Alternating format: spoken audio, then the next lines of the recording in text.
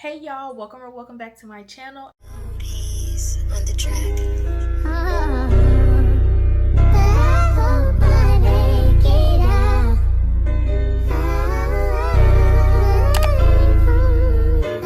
As you can see by the title, we're going to be talking all things pregnancy and labor and delivery.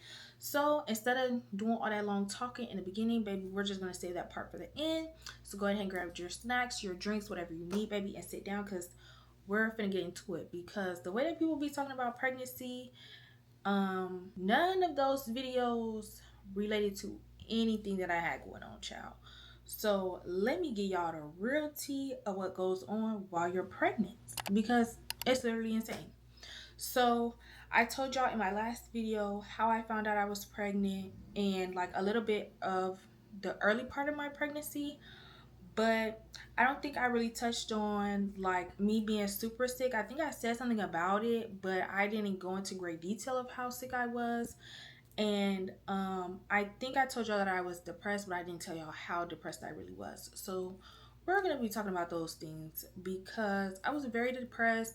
I was very sick, and believe it or not, I had no attachment to my baby while I was pregnant. Like, it was pretty sad now that I think about it, because she's here and I look at her and I'd be like, bro, that's so crazy. Like, how could I feel that way? How could I feel like, how could I be so depressed and stuff like that? But then I think about it and I'm like, okay, I kind of understand, because, like the way that I was planning on her being here was not the way that it went. But it's okay. We here now and I'm happier than ever. She's great, so it's nothing to worry about. Anyways, so regarding to sickness during pregnancy, a lot of people don't talk about being super ill during pregnancy, at least not that I've heard of.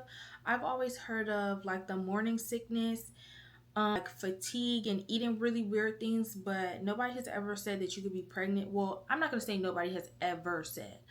I'm going to say I've really never heard of anybody talk about being sick throughout your whole 9 months.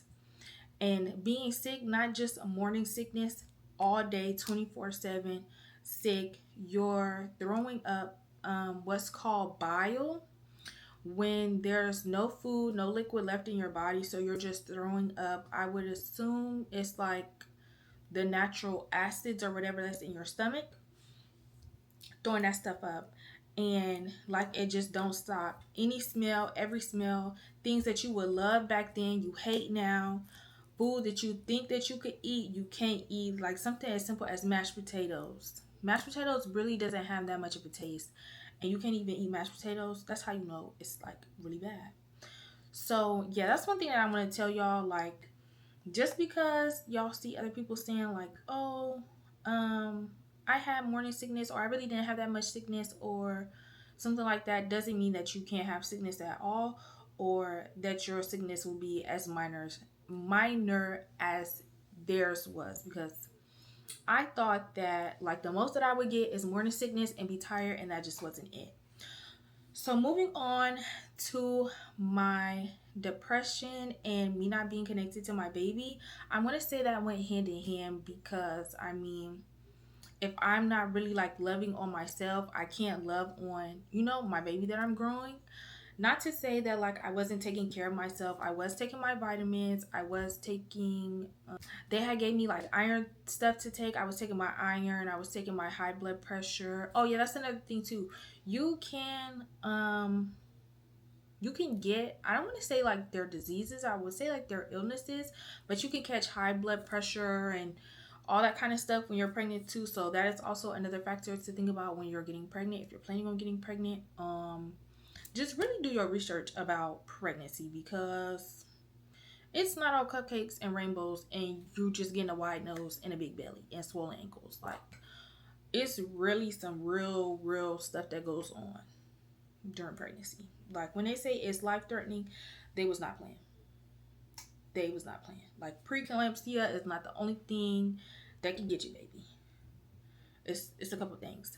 But yeah, so I ended up having high blood pressure. So I was taking my medicine for that.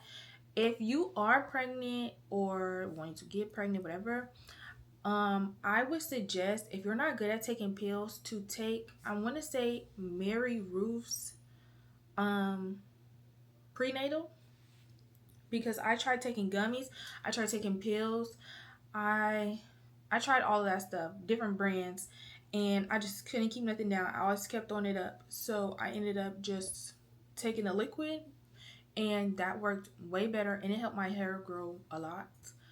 Um so yeah, I would suggest Mirror Roof. I'm gonna put a picture right here of the iron and the prenatal, and they have like a whole bunch. You can get them from CVS, Walgreens, Amazon. I think you can get it pretty much anywhere. But yeah, so I want to say my depression and my detachment from my baby went hand in hand. That was another thing that I didn't hear people talk about a lot, was being depressed during your pregnancy and not having really a lot of attachment to your baby. And when I say like no attachment to my baby, I mean like when I heard her heartbeat for the first time, I didn't have any like emotions for real. I was just like, that's kind of crazy. And then when I seen her on the ultrasound for the first time, I didn't have any emotions towards that neither. I thought it was, no, I'm not gonna say I didn't have any emotion. Like, I thought it was cool to see and everything like that, but it was just like, I guess I couldn't not understand, but I couldn't fathom or grasp, whatever the word is, that she was inside of me. And at the time, like when I first saw her, obviously I didn't know she was a girl. So if you hear me say she, y'all get what I'm trying to say. Y'all get what I'm trying to say. So yeah, I didn't really have any like, like it just, it wasn't clicking in my brain, and that's what's really was going on. Because honestly, I thought like a lot of my pregnancy, I just really thought everything was a joke. Like this was not happening. It wasn't real. But the bigger I got, which I really didn't get that big. I might put some pictures in here, like over here, of how I looked throughout my pregnancy. But because I was depressed, again, when you're depressed, you're not taking care of yourself.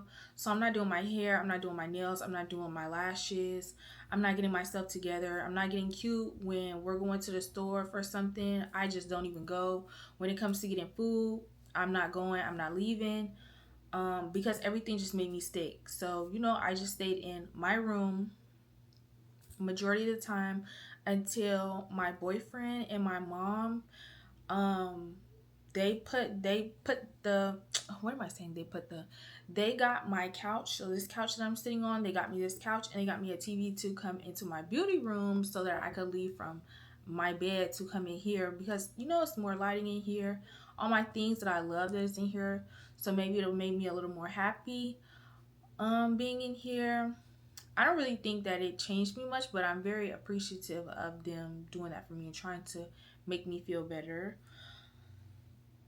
But yeah, so I don't have a lot of pictures from my pregnancy, and that makes me so sad. So if you're pregnant or you end up getting pregnant, planning on getting pregnant, and you get depressed, y'all, even though you're a sad girl, take those pictures, take those videos of your bump, because you're going to get later into your pregnancy and you might feel better, or once you have your baby you feel like, oh my gosh, like I don't even know how I was depressed, and then you look back and you're trying to look back at pictures and photos of you pregnant and you don't have anything. It's kind of sad.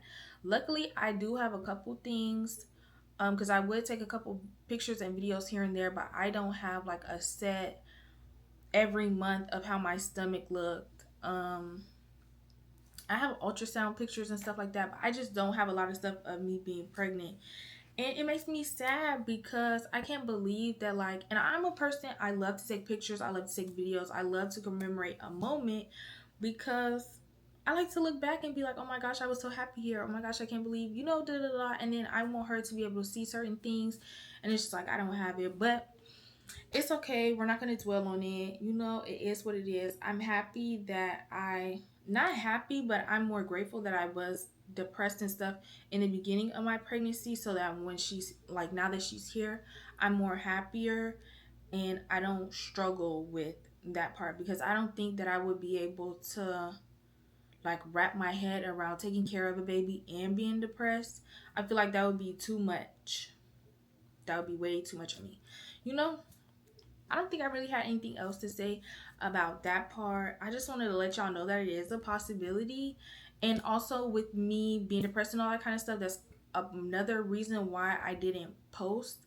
I was hiding my pregnancy for obvious reasons, for the first trimester and stuff like that. But after that is when people start posting and stuff about their pregnancy. But again, depressed, so I wasn't really trying to post nothing. I'm gonna go ahead and get into the real juicy part, baby. That labor and delivery, because this is what y'all really here for. Y'all not really here to hear about how I was depressed and all that kind of stuff. Y'all here for, girl, what happened when you got on that hospital bed. Think about this story. It just makes me so happy because it's just so crazy. I really pushed a whole human outside of my body. Like, she was in my stomach and then I pushed her out and then she's here. And she's 5 months. Insanity. The due date that they gave me was February 9th or 10th or something like that. But I said that I was going to have her February 7th because me, my mom, my sister, and my grandma were all born on a Saturday. And I wanted her to be born the first Saturday of February. So I'm like, you're coming on the 7th. And I kept saying that my whole pregnancy. I kept saying that. My mom thought that she was going to come at the end of... She thought that she was going to come at the end of January. My grandma thought that she was going to come sometime in December. And my man, I don't really know what he thought when she was going to come. I don't think he really... I think just like for me, how it was like surreal, like we couldn't believe what was really happening. I think it was the same thing for him. Like he couldn't really believe it was happening until the time really came that it was happening. Because of course, you're buying stuff, but like... It's normal to go to the baby section. You see the baby section. It's normal to go to the baby section, buy stuff for the baby section when you're buying stuff for other people. And I had just went to a baby shower.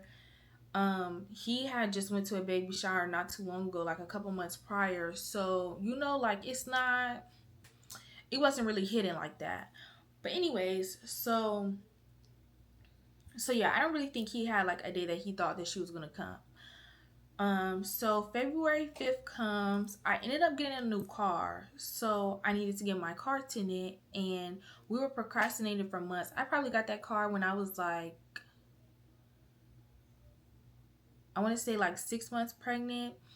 It's the same car that I had before, but it's just a 2026. That's really the only difference. The last K5 I had was a 24. If you didn't know, I have a video down on my channel about that car. And then the car that I have now is the 26. So it just has the dashboard is the only thing that's really different in it.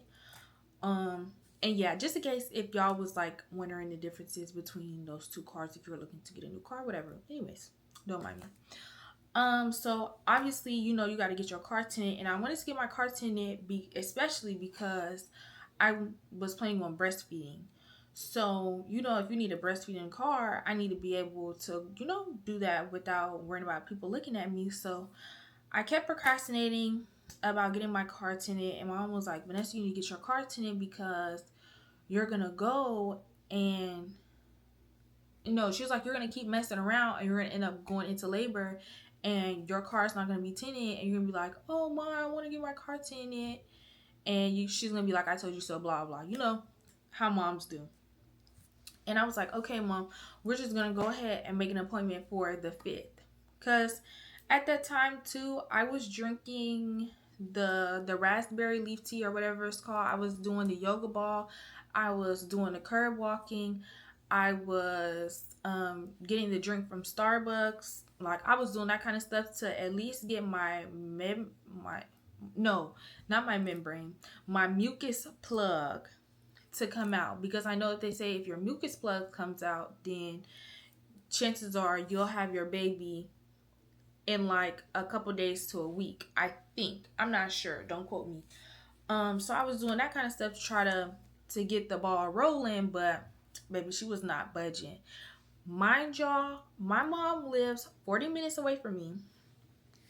My grandma was supposed to come from Jamaica to come here to be here in time for the birth, and we kept like going back and forth on when she should come, and she almost missed it, low-key. And my man was working nights at the time as well. So just think about that, and I'm trying to do all this stuff. That's why I was doing what I was doing, because I was like, well, if I can catch it early, then everybody can get here and be in position. So when she finally do come, like, you know, nothing is like shaky. Like nobody's missing nothing. My mama don't miss the labor. My man don't miss the labor. And my grandma is here to see my baby. Stuff like that. So yeah, I scheduled the appointment for the 5th of February to get my car tinted.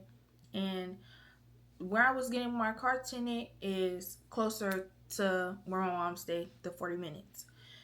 The hospital that I want to give birth at from my house is like almost an hour, 2 hours. No, almost an hour away from me, almost 2 hours away from my mom. So February 5th comes, it's 9 something in the morning, because I like to get my car tinted like first thing in the morning when I get my car tinted, because I want to be the first to be in, the first to get out. I don't want to do all that waiting for my car or having to wait the next day. I don't do all of that, baby. I want it today.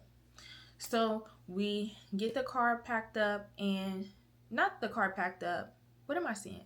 No, the car was already packed. I had already packed her diaper bag, and we both had both of our bags, both of our like hospital bags, you know, with your clothes and all that kind of stuff. And FYI, y'all, when y'all are going to labor, get that Freedom Mom kit or get any postpartum care kit that comes with the dress, that comes with the socks, that comes with the diapers, the pads, the ice packs, and all that stuff, because you do get that stuff at the hospital, but sometimes you do need that stuff at home, and some hospitals can be stingy with stuff. So you know, you want to already be prepared, because once you come home, sometimes that same week you don't want to go out because you got stitches, you tore, stuff like that. So you know, just rather be safe than sorry. Just go ahead and get the stuff beforehand, and then you know you don't have nothing to worry about. So anyways, so yeah, I had all of our stuff in the car. Her car seat was in the car, everything was in the car ready to go, which is, it's so funny now that I think about it. So yeah, so we get to the tent shop. We got in. Pause. I'm getting really ahead of myself. So rewind. Okay, so I was trying to have my baby February 7th. I went to a doctor's appointment January, like maybe the second to last week of January. My high blood pressure was like really high. I was already taking the high blood pressure medicine, mind you. But when I got there, my last couple of appointments that I was having, my high blood pressure was really high, and I honestly don't even know why. The second time that I went was probably the last week of January, and the man was like, your high blood pressure is really high. You need to go to the hospital and tell them that we're going to induce you. So, what I'm about to say, this does not mean that you should do this. This does not mean that I should have done it. But what's done is done. Results may vary. Okay? Don't do what I do thinking we all gonna have the same. No, don't do that. So the man told me that they was trying to induce me or whatever. I should go to the hospital. Mind y'all, the doctor that I have for my OB was not the same place that I wanted to have my baby at. So I'm like, I'm not trying to get induced. It's not the day that I said that I want to have my baby. And when she's ready to come, I feel like she will come. And I also didn't feel like my high blood pressure was really that high, because when I would come home and check my high blood pressure, it would be much lower. So I was like, well, I don't want to have my baby at this hospital. I want to have my baby at another hospital, which I also think that I had told them that earlier on in my pregnancy, but I ended up seeing a different doctor. So I don't know if it not correlated. I don't know if it transferred over to him, that he would know that I wanted to go to a different place or whatever. But I had ended up telling him, and he was like, well, we don't have any connections with that hospital, and I can't send you to be induced over there. I can only send you to be induced over here. So I'm like, okay, I think I was like, I'm gonna call my mom and talk to my mom about it or something like that, because that day she was at work. My man always came with me to my appointments. I never went to a doctor's appointment by myself. So he was in the car with me, and I was like, what do you think we should do? And he was like, well, you don't want to have the baby there, so I think you should just call your mom and see what your mom say. We go home, we check your, like, we keep an eye on your blood pressure and just see what happens, and just go to your next doctor's appointment and be like, oh, when you went home, your high blood pressure had went down or something like that. But if you're not trying to get induced, which that's what they're trying to make you do, don't go. So I was like, okay. And now we get to February 5th. So we at the tent shop.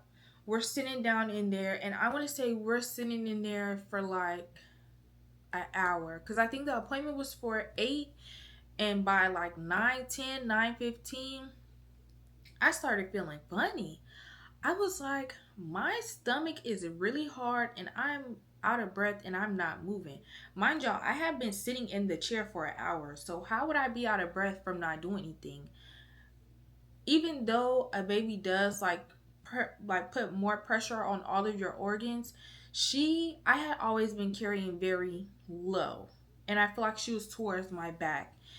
Um so like I really didn't have a lot of problems with breathing and stuff like that. So that was really weird. And I was like, I think I'm having a contraction, but everybody has that I've asked about a contraction says that it feels like a period cramp, it's painful, along those lines. And I wasn't feeling none of that. I wasn't in pain. It definitely didn't feel like my period. So I was really confused, but I had the tracker app on my phone to track my contractions or whatever. Anytime my stomach feels hard and I feel winded, I'm going to log it into my phone. So, because now remember, I'm not thinking that I'm having contractions. I'm just thinking like I'm just feeling funny. So, the man is still working on my car, but like he was almost done, which is a good thing, because um if I probably sit there any longer, I don't really know what would happen. I might have got stressed and then had the baby on the floor. I don't know. But I'm logging it in my phone. They would come and then they would go away, then they would come back, then they would go away, then they would come back, then they would go away. And I ended up calling my mom, and I was like, I think I'm having contractions, but I don't know. She was like, is it painful or anything? Like, does it hurt to stand up or something like that? And I was like, no, I'm not in any pain. My stomach is just tight and I'm out of breath. And she was like, do you want me to come get you and take you to the hospital, or is he almost done with your car? So I was like, he almost done with the car. I think I can wait. I think I'm fine. It's just, I just feel funny. Like my stomach is tight and that's not really normal, but I think I'm okay or whatever. She was like, okay, just let me know, because she was at work, but where I wasn't too far from her job. So if anything, if I did need her to come to me, or if I didn't need an ambulance or something like that, like I wasn't too far from both options. But where I 100,000 trillion million% was not trying to have my baby there either. So I was just really in a pickle, because if I did get picked up from the ambulance or I did go to the hospital there, they would make me have my baby. Like they would keep me and make me have my baby there. Because once you're a certain amount of weeks, I think once you're 38 weeks and you're having any type of complications, you're feeling anything, it's a possibility, and then you have like history with high blood pressure and stuff like that, it's a possibility that they will keep you, and then try to talk to their doctors to see what they want you to do. Maybe try to talk to your OB if they're like connected to that place and all that kind of stuff. Anyways, so he ends up finishing with my car, and I want to say like by the time that we got in the car and we were heading back home when we got home, the app, I'm still like logging it, right? So the app is like, you're in active labor, you need to go to the hospital. Me, I'm thinking it's a joke. Like I'm thinking, ain't no way I'm in active labor. What do you mean active labor? girl, please get off my phone. Like, I'm not in pain, so something's not right. Like, I'm not tracking the right stuff. Can't be tracking the right stuff. So I called my mom again, and I was like, the tracker app that I had said that I need to go to the hospital, but I don't really think I need to go to the hospital because I don't really feel like I'm having contractions. I just feel like my stomach is tight and I'm winded. That's it. And I feel like I guess that would be normal because the Braxton Hicks are a thing. You can't have those, and I don't think those are painful. And at that time, like, I'm 38 weeks. I'm really, like, I'm not really big, but I'm bigger than what I would normally be. So obviously I'm gonna be out of breath. Like, that's a given. So she like, Vanessa, what do you mean? You need to go to the hospital. You need to go to the hospital. You need to stop playing. You need to stop playing. Y'all mama, when it comes to certain stuff, girl, she will blow up to try to make you understand how serious it is if she feel like you playing and you not taking stuff too seriously. And I just really wasn't taking it too seriously. Like, I don't know. Like, I just really thought it was a game. So we ended up coming home. I think we sat down for like a little bit, and then whatever little stuff that we had left, we packed it up and we headed to the hospital that I wanted to give birth at. We got there. They checked me in. Oh, mind y'all, I had been there previously because when they told me that my high blood pressure was high and I needed to go to the hospital they were trying to send me to get induced, I just went to the other hospital to get my high blood pressure checked. The hospital I wanted to give birth at, I went there to get my high blood pressure checked. And they ended up sending me home, and because it was like I was fine when they checked it.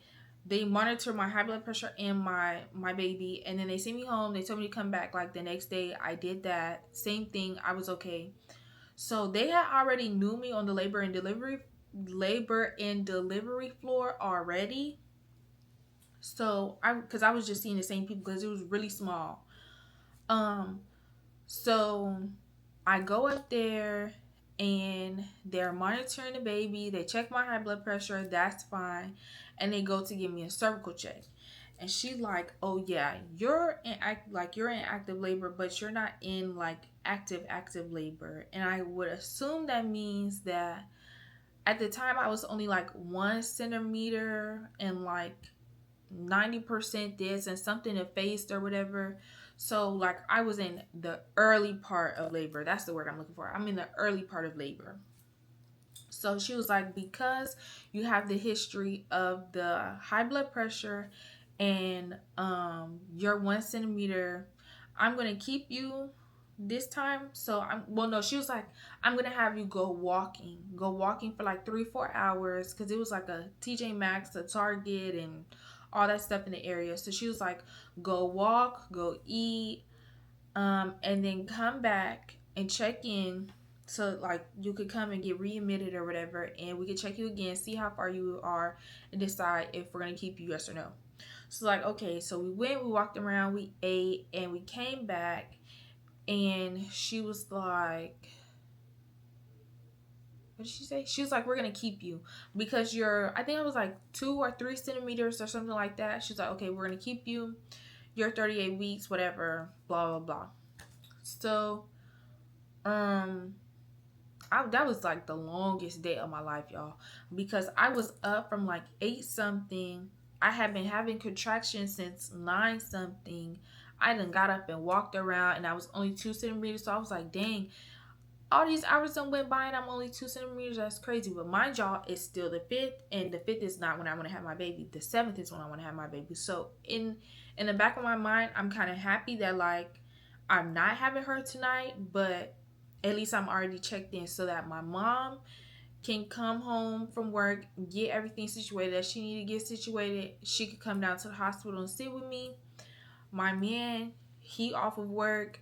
Like, we were already together, so I don't have to wait on him to come to come to the hospital and all that kind of stuff. We have everything that we needed. Like, it would just went kind of perfectly how that day went, as far as getting everybody to where they needed to be, because that was like one of my biggest concerns of it was time for me to deliver.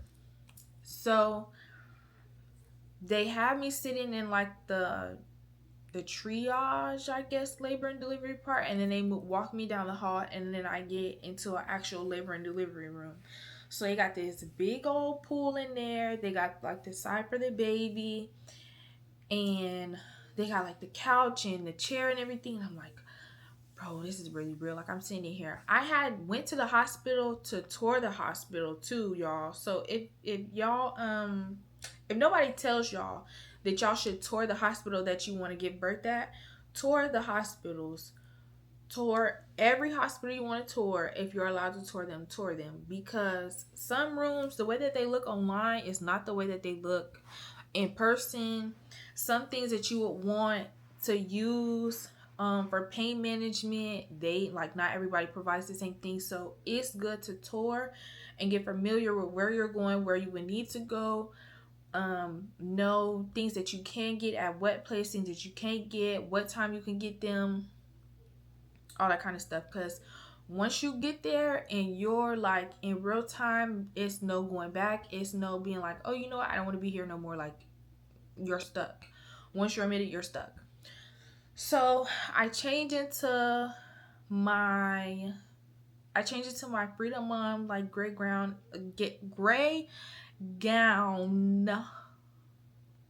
Sorry, had a little trouble pronouncing that. I changed into that. My mom ends up getting there, and we're just all talking, and like, now we're talking about when we really think she's gonna come. And I keep saying I think she's gonna come on the 7th. I think she's gonna come between 12 and 1 a.m. My boyfriend thought that I was gonna end up having her on the 6th, because obviously I told y'all I was admitted on the 5th. The 5th, like at 12 something, that's when they ended up giving me Pitocin, and we were talking about trying to induce me because I wasn't progressing on my own. Once it got to the next day, February 6th, I still had not a lot of movement from earlier that morning. I was still only 4 centimeters, and it wasn't showing much signs of progress. So they were like, they could break my water for me, and that would help me. They can up my Pitocin. And mind y'all, like, from once I get to the labor and delivery room, I think that's when they started giving me the Pitocin. And they were like, they would come in every so often and tell me they're gonna up it for here, up it for here, up it for here. You know, once they doing rounds and you change doctors and stuff like that. So yeah, all that stuff is happening, but I feel like that's not really much detail that's needed. So, you know, I'm not really too focused on that. Anyways, so we get to February 6th. I want to say like 5 in the afternoon. They like, do you want to get your water broken? Do you want to wait a little bit? And I was like, I want to wait a little bit to see if I progress anymore. Up the Pitocin, see what happens. But my problem was I was having contractions back to back. So I would have 3 contractions right after each other, and then I would have a very long pause and nothing would be happening. And then I would have the 3 and then pause and then 3. So that's like, I guess they were concerned too if she would get in distress and stuff like that, because I'm having a contraction but they're not going nowhere and she want to come out and da whatever. So I'm like, I just want to wait a little bit longer, like just maybe like 2 to 4 hours, and then if nothing happens, then we can go ahead and get the epidural and break my water.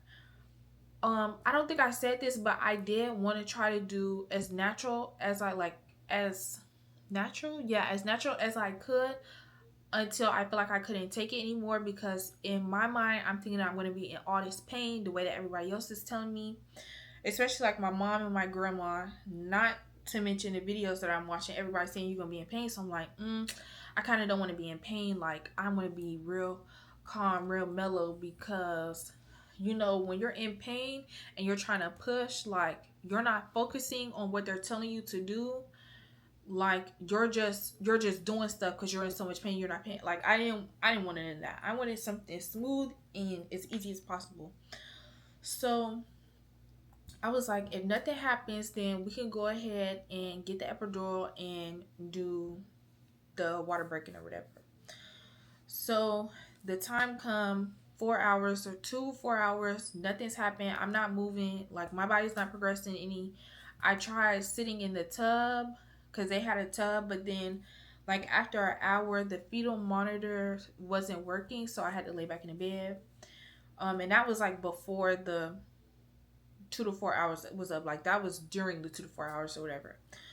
So come time, I'm like, okay, let me just get this epidural, because I'm thinking once my water break, like I'm definitely gonna be in a lot of pain. Like I can't do it. Mind y'all, me having the contractions, I'm laughing, I'm joking, um, I'm relaxed, like I'm normal. I'm not in any pain. I'm just in discomfort. Nothing is really hurting me. Y'all, when I went to go get that epidural, bro, I still like the thought of it, I can feel the pain in my back now. The epidural, if I'm being honest, is the only thing that hurt me. That was the only thing that made me cry. That was the only thing that gave me a lot of pain. And when I say the only thing, I mean the only thing that gave me any type of pain. Um, yeah, so they come, they do my epidural.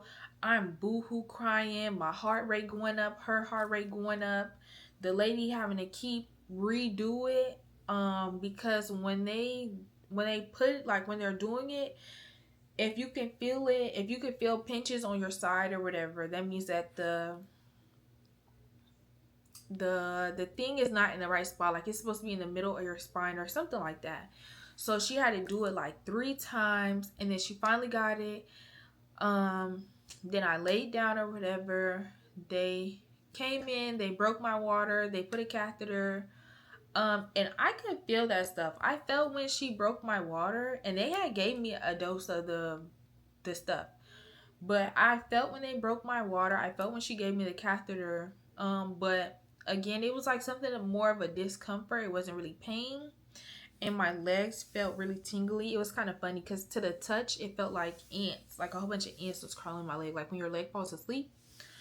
Um, but yeah, so I get that, and they have me turning in different positions for like an hour, and then 12, I want to say like 12:30 or 12:40 come, and the lady turned me some way, and I was like sitting laying there for like a couple minutes, like maybe like 5-10 minutes, and then I was like, I have to poop. I was like, I feel something in my butt. I was like, Mom, babe, get up. Like, I feel something in my butt. Somebody call the nurse. I think it's time for me to push, because I feel like I gotta poop. And they say when you have to push, you gotta poop. And babe, now I'm telling you, that part is very true. I don't think it don't matter how you plan on going about having a vaginal birth, baby. That is 1,000% true. You feel like you gotta poop, like you feel like you gotta take the biggest poop of your life. It's really weird, actually. But obviously you don't have to take a poop. It's just the baby head, and the baby is like pushing to try to get out. So, they call the nurse in there. They round up the troops. Everybody get in position. They get me in position to push. I pushed for like 3 or 4 minutes. She came at 12:55, February 7th, like I said. And I really should have betted some money, because I would have been up. That would have been a nice little parlay. I would have been up. So yeah, your girl had her baby at 12:55 in the morning. A beautiful baby girl, 6 pounds, 12 ounces, I want to say. And she was, I think, 19 inches. Bro, when she came out and they put her on my chest, normally I've seen videos of everybody, they always crying when a baby cried. None of us in the room cried. Like, we were all kind of laughing, and I'm just like, bro, this is crazy. I can't believe it. Even she came out like not wanting to cry. They had to like shake her up a little bit so she could cry. And they put her on the thing, and like after they cleaned her up, they put her on the thing to weigh her and stuff. And like her first pictures, girl, she got her dimples, she's smiling, like she already knew who she was coming out the cooch. And I was just like, that's my girl, that's my twin, that's my everything. And yeah, it's some parts of the story that I probably left out because I can't remember. And if I do remember, I'll just type it in, add it in whatever part that I forgot. But yeah, that's my labor and delivery story. I left the hospital 2 days after I gave birth because I was still having problems with my high blood pressure. I tore, but I only had like a first degree tear, so it wasn't that bad. I made sure I stocked up on everything because, baby, your insurance is paying for it, so you better take it. Take everything that you can get. Take all the diapers, take all the wipes. I don't care if them like the diapers and the wipes you plan on using, baby. Take them because they're already paid for. They're already paid for it. Once you don't take them, baby, they have to throw it away. No matter if the package was open, yes or no, they gotta throw it away. So take whatever you can get. Take a baby blanket, like the baby blanket of the hospital. Take it. Don't ask for it because they're probably not gonna give it to you. So just take it. My labor and delivery story, and that was a little bit into my pregnancy. I am gonna try to add little videos of little pictures and videos of me while I was pregnant, and I might try to see if I can put some footage of me while I was in the hospital, like before I was gonna have her and stuff like that. Make sure you like, comment, and subscribe, and share and share and share to your grandma, your mom, your auntie, your sister, your uncle, your granddaddy, all of them. Make sure you subscribe and turn on your post notifications so you can become part of the besties. I love y'all so much. Thank y'all for tuning in. He's on the track.